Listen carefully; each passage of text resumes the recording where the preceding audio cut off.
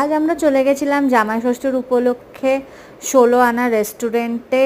আর এখানকার aesthetic view আর ব্যাকগ্রাউন্ডে রবীন্দ্রসঙ্গীত আর টেবিলে প্রচুর খাবার দেখে জামাই ষষ্ঠী ছিল জমে ক্ষীর। মেনুতে ছিল ফিশ ফ্রাই, দই কাতলা, ভেটকি পাতুরি, চিংড়ি মালাইকারি, চিকেন রেজালা, মাটন কালা ভুনা। তারপরে শেষ পাতে ছিল আমের চাটনি, পাঁপড়, দই, রাজভোগ। এক্সট্রা হিসেবে আমরা নিয়েছিলাম হিলসা ভাপা, মানে ইলিশ ভাপা যেটাকে বলে।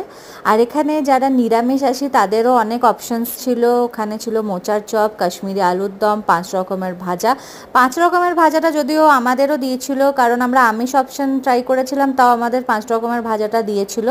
5 রকমের ভাজাতে ছিল বেগুন ভাজা, পটল ভাজা, আলু ভাজা, কুমড়ো ভাজা আর একটা কিছু ভাজা ছিল।